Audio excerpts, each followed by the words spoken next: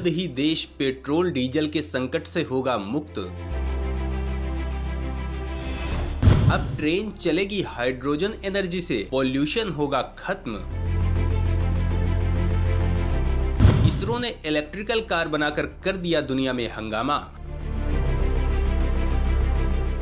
दोस्तों, petrol diesel के दाम दिनों दिन बढ़ते जा रहे हैं। इसके अलावा गाड़ियों से निकल रहे धुएं की वजह से प्रदूषण बहुत ज्यादा बढ़ता जा रहा है। ग्लोबल वार्मिंग पूरी दुनिया के लिए बहुत बड़ी चुनौती बन चुकी है। जिन देशों के पास पेट्रोलियम है वो मनमानी कीमतें वसूलने में लगे हैं। इन सारी समस्याओं से मुक्ति पाने के लिए दुनिया ने तेल का इस्तेमाल बंद करने की नीति अपनाई है। इसके लिए लगातार प्रयास किए जा रहे हैं। प्रधानमंत्री मोदी ने पहले ही इसके लिए बड़ा लक्ष्य रखा है और इस पर तेजी से काम कर रहे हैं। भारत इसके लिए हाइड्रोजन एनर्जी के इस्तेमाल की ओर कदम बढ़ा रहा है। इसके अलावा रिन्यूएबल एनर्जी के इस्तेमाल पर बल दिया जा रहा है। दोस्तों, भारत ने खुद को 2070 तक नेट जीरो कार्बन उत्सर्जन वाला देश बनाने का लक्ष्य रखा है। हाइड्रोजन से ट्रेन चलाने की स्कीम चल रही है। इसी बीच भारतीय अंतरिक्ष अनुसंधान एवं विकास संगठन ने किया है कुछ ऐसा कि पूरी दुनिया देखती रह गई है। भारत की कामयाबी के चारों तरफ चर्चे हो रहे हैं। आप सोच रहे होंगे कि इसरो ने ऐसा क्या धमाका किया है, तो दोस्तों इस बारे में हम आपको आगे बताने जा रहे हैं। रिन्यूएबल एनर्जी में भारत ने रखा मजबूत कदम।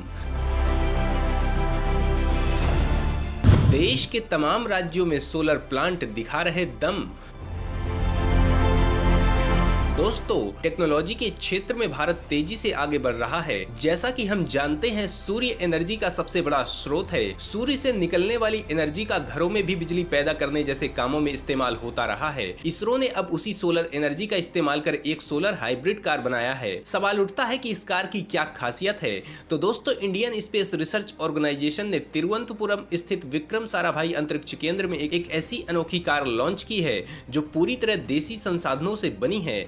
इस कार की सबसे खास बात यह है कि यह high energy lithium ion battery की मदद से चलती है, जिसे जरूरत पड़ने पर चार्ज किया जा सकता है।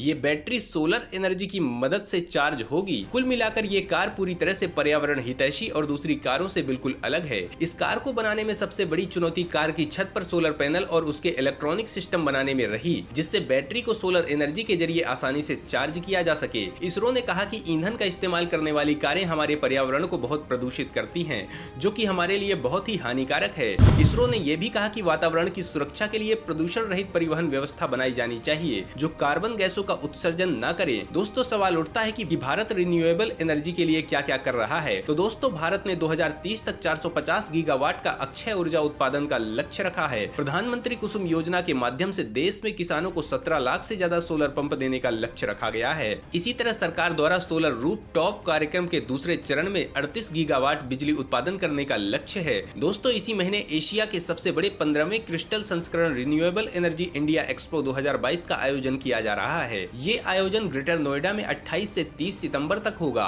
REI 2022 एक्सपो घरेलू और अंतर्राष्ट्रीय निर्माताओं, व्यापारियों, खरीदारों और पेशेवरों जैसे नवीकरणीय ऊर्जा के क्षेत्रों में एक सर्वसमावेशी बदलाव लाने वाला एक्सपो होगा। Expo IPP solar cell, solar PV module, solar panel, battery, EV charger और infrastructure, inverter component, dealer system, integrator, biomass और विंड के मानकों को बढ़ाने पर ध्यान केंद्रित करेगा। REI में जर्मनी, अमेरिका, कनाडा, बेल्जियम और अन्य विदेशी देशों के प्रतिनिधिमंडल शामिल होंगे। यहाँ कनाडा, बेल्जियम और जर्मनी एक्सपो फ्लोर पर पवेलियन बनाने वाले हैं। PM मोदी के हालिया उद्बोधन में हरित ऊर्जा को अत्यधिक गहनता से अपनाने के लिए भारत की प्रतिबद्धता को दर्शाया है। मंत्रिमंडल ने औपचारिक रूप से नए नेशनली डिटरमाइंड कंट्रीब्यूशन को मंजूरी दे दी है, जिसके तहत भारत ने 2030 तक अपने सकल घरेलू उत्पाद की उत्सर्जन गति को 45% तक कम करने का लक्ष्य रखा है। ये भारत के गैर जीवाश्म ईंधन आधारित ऊर्जा संसाधनों में बदलाव का भी संकेत देगा और 2030 तक अपनी संचयी विद्युत शक्ति का 50% इससे प्राप्त करेगा। इस फैसले से भारत ने 2070 तक के अपने दीर्घकालीन लक्ष्य नेट जीरो को हासिल करने की मजबूत प्रतिबद्धता दर्शाई है।